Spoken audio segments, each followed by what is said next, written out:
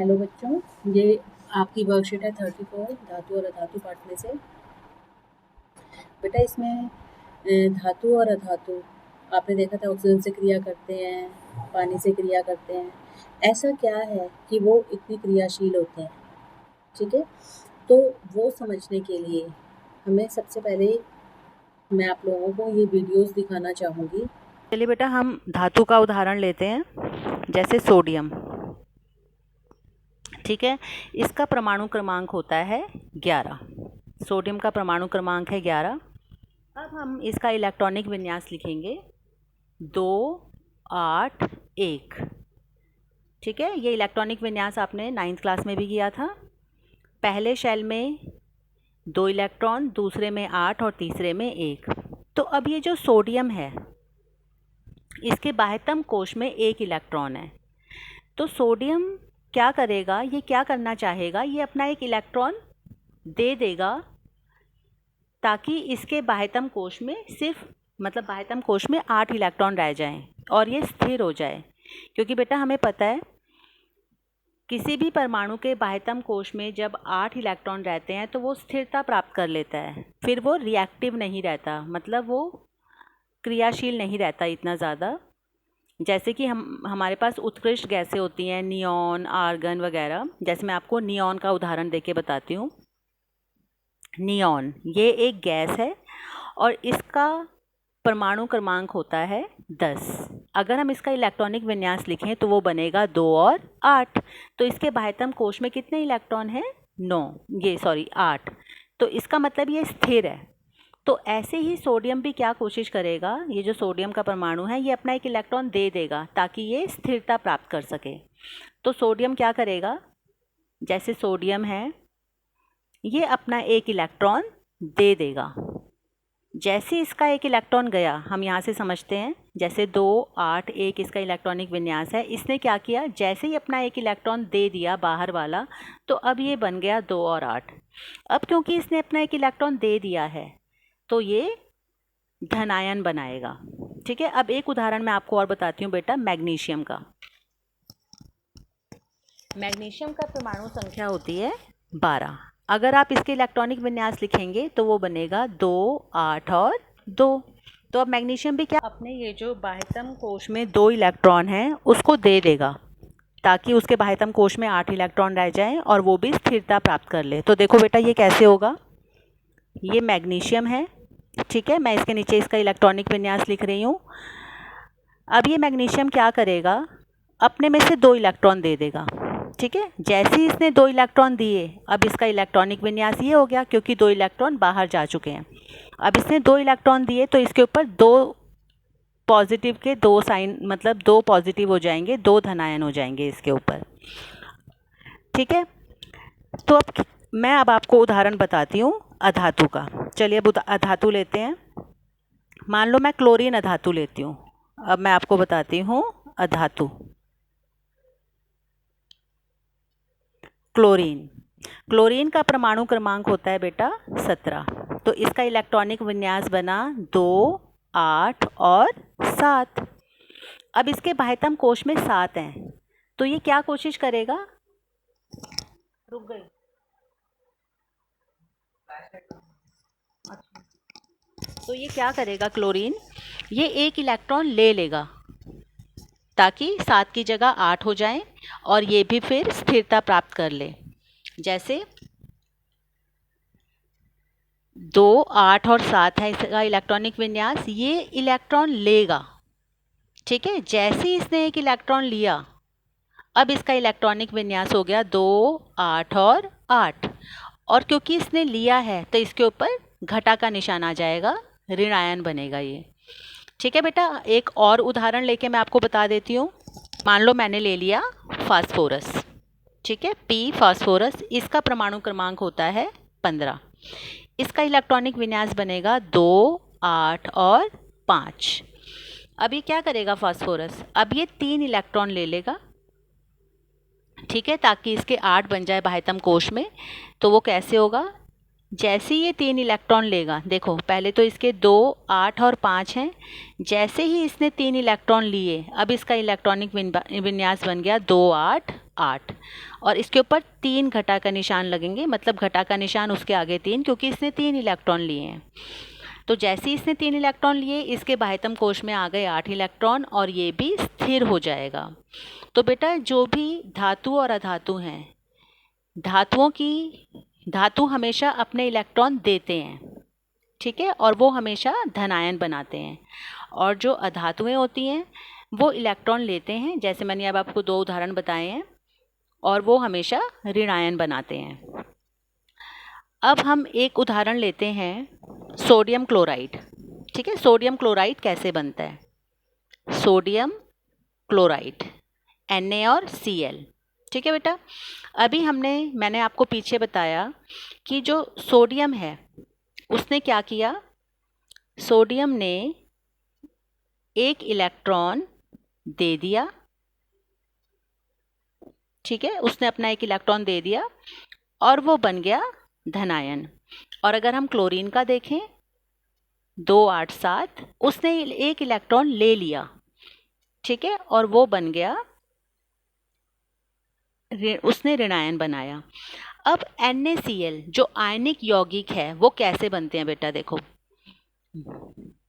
अब हम क्या करेंगे यहाँ पर, चलिए मैं आपको वैसे ही समझाती हूँ। जैसे इसके बाह्यतम कक्ष में एक इलेक्ट्रॉन है, तो इसके इलेक्ट्रॉन को मैं बिंदी से दिखा रही हूँ, और क्लोरीन के बाह्यतम कक्ष में है 7 इलेक्ट्रॉन, तो मैं ऐसे दिखाती हूँ, 1 2 3 4 5 6 और 1 7। अब क्या होगा बेटा, ये सोडियम जो है वो अपना एक इलेक्ट्रॉन यहाँ दे देगा क्लोरीन को। जैसे ही सोडियम अपना एक इलेक्ट्रॉन यहाँ क्लोरीन को देगा, ठीक है, तो सोडियम और क्लोरीन मिलकर एक आयनिक कंपाउंड बनाएंगे, आयनिक यौगिक बनाएंगे, सोडियम क्लोराइड। देखो बेटा, ये एक सोडियम का परमाणु है, ठीक है, इसकी परमाणु संरचना है, जो इलेक्ट्रॉनिक विन्यास होता है 2 8 और 1, ठीक है, और ये क्लोरीन का परमाणु मैंने दिखाया है 2 8 7। तो ये मैंने, इसके पहले वाले कक्ष में 2 इलेक्ट्रॉन हैं, दूसरे वाले में 7 और तीसरे वाले में 1, और क्लोरीन के पहले वाले में 2, दूसरे वाले में 7, दूसरे वाले में 8 और तीसरे वाले में 7। अब ये क्या करता है, ये वाला सोडियम अपना एक इलेक्ट्रॉन इस वाले क्लोरीन को दे देता है। तो जैसे ही इसने अपना एक दिया, तो इसका बाहर वाला कोश अब हमने नहीं बनाया, सिर्फ 2 ही कोश रह गए, और इसके ऊपर पॉजिटिव लगा दिया धनायन। और इस वाले क्लोरीन ने क्या किया, जो इसके सबसे बाहर पहले 7 थे, उसने इस सोडियम से एक ले लिया, और अब उसके बाहर बन गए 2 8 8, ठीक है, और इसके ऊपर ऋणायन आ गया। अब हमें पता है जो विपरीत आवेश होते हैं, धनायन और ऋणायन, वो एक दूसरे को आकर्षित करते हैं। तो ये दोनों क्या करते हैं, आपस में स्थिर वैद्युत बल द्वारा बंध जाते हैं और सोडियम क्लोराइड का आयनिक यौगिक बनाते हैं। ठीक है बेटा, अब एक उदाहरण मैग्नीशियम क्लोराइड का देख लेते हैं। मैग्नीशियम का पहले कक्ष में 2 इलेक्ट्रॉन, दूसरे कक्ष में 8 और तीसरे कक्ष में 2 इलेक्ट्रॉन। क्लोरीन के पहले में 2, दूसरे में 8 और तीसरे में 7। ऐसे ये भी क्लोरीन का हो गया। अब ये मैग्नीशियम क्या करेगा, एक इलेक्ट्रॉन इस वाले क्लोरीन को दे देगा, एक इलेक्ट्रॉन इस वाले क्लोरीन को दे देगा। तो इस तरीके से मैग्नीशियम क्लोराइड आयनिक यौगिक बन जाता है। इनके बीच भी स्थिर वैद्युत बल होते हैं, ये मैंने आपको पहले भी समझाया था। मैग्नीशियम ने अपने 2 इलेक्ट्रॉन दे दिए, ठीक है, तो उसके ऊपर ये धनायन बन गया। क्लोरीन ने एक इलेक्ट्रॉन ले लिया, तो उसके ऊपर ऋणायन बन गया। अब यहाँ पर क्लोरीन के बेटा 2 परमाणु लग रहे हैं, है ना, तभी क्लोरीन के नीचे 2 है।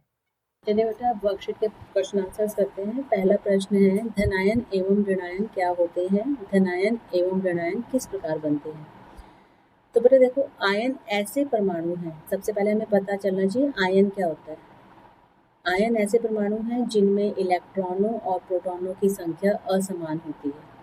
नहीं तो बेटा जो कोई भी परमाणु हो, ठीक है, उसमें प्रोटॉन और इलेक्ट्रॉन हमेशा बराबर होते हैं, लेकिन जब वो आयन बन जाते हैं तो उनमें इलेक्ट्रॉन और प्रोटॉनों की संख्या असमान होती है। यदि आयन में इलेक्ट्रॉन की संख्या प्रोटॉन से अधिक हो तो ऋणायन बनते हैं, ठीक है, नेगेटिवली चार्ज बन जाते हैं। और जब प्रोटॉन की संख्या ज़्यादा हो इलेक्ट्रॉन से तो धनायन बन जाते हैं, मतलब पॉजिटिवली चार्ज। अब उन्होंने पूछा है कि धनायन और ऋणायन किस प्रकार बनते हैं। तो इलेक्ट्रॉन का त्याग करने वाले परमाणु धनायन बनाते हैं, और ज़्यादातर धातुएं धनायन बनाती हैं, ठीक है। और इलेक्ट्रॉन का ग्रहण करने वाले परमाणु ऋणायन बनाते हैं, अधातुएं ऋणायन बनाते हैं। ये मैंने आपको एग्जाम्पल समझाया कि जो अधातुएं होते हैं वो ऋणायन बनाती हैं और जो धातुएं होती हैं वो धनायन बनाती हैं। अब दूसरा प्रश्न है, आयनिक आबंध किस प्रकार बनते हैं। देखो बेटा क्या होता है, ये जो आयनिक आबंध है यह एक प्रकार का रासायनिक आबंध है। परमाणुओं के मध्य इलेक्ट्रॉनों के स्थानांतरण से जो बंध बनता है उन्हें आयनिक आबंध कहते हैं। बेटा जैसे मैंने अभी आपको सोडियम क्लोराइड में दिखाया ना, Na और Cl के बीच में इलेक्ट्रॉनों का स्थानांतरण हुआ, तो जब परमाणुओं के मध्य इलेक्ट्रॉनों का स्थानांतरण होता है तो उनके बीच में जो बंध बनता है उन्हें आयनिक आबंध या विद्युत संयोजी आबंध कहते हैं। अब थर्ड क्वेश्चन है, परमाणु इलेक्ट्रॉनों को ग्रहण एवं उनका त्याग क्यों करते हैं। ठीक है, क्यों करते हैं परमाणु इलेक्ट्रॉनों का लेना देना, क्यों।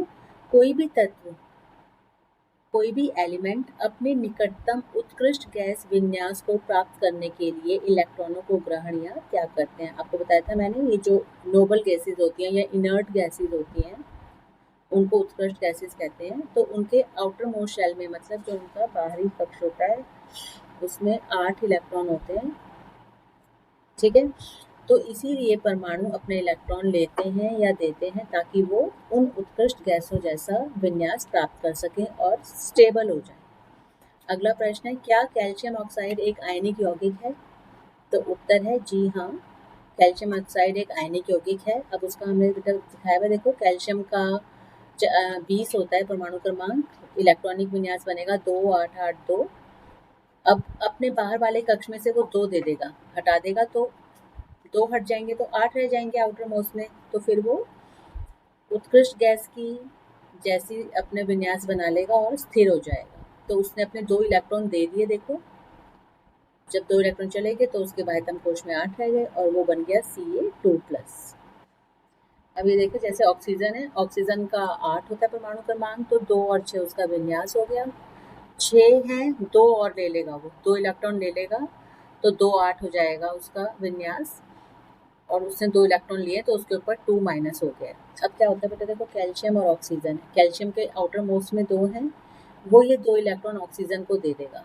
तो ये देखो क्या हुआ, कैल्शियम के ऊपर 2 प्लस के बन गए और ऑक्सीजन के ऊपर 2 माइनस के, क्योंकि उसने 2 लिए। अब ये दोनों सेम है ना, प्लस और माइनस सेम है, तो हम उनको हटा देते हैं। तो CaO कैल्शियम ऑक्साइड का ही सूत्र होता है, या जैसे हमने 9वीं में भी रासायनिक सूत्र बनाना सीखा था, ये 2 यहाँ नीचे चला जाएगा, ये वाला 2 यहाँ नीचे आ जाएगा, Ca2O2, और 2 2 आपस में एक दूसरे को संतुलित कर देंगे, मतलब 2 2 जब दोनों एक जैसे होते तो हम हटा देते हैं, CaO बन गया कैल्शियम ऑक्साइड। अब 5वां प्रश्न है कि इलेक्ट्रॉन स्थानांतरण द्वारा सोडियम क्लोराइड के निर्माण की व्याख्या कीजिए। तो बेटा ये है, सोडियम ने अपना 1 इलेक्ट्रॉन दे दिया, आयन बन गया धनायन।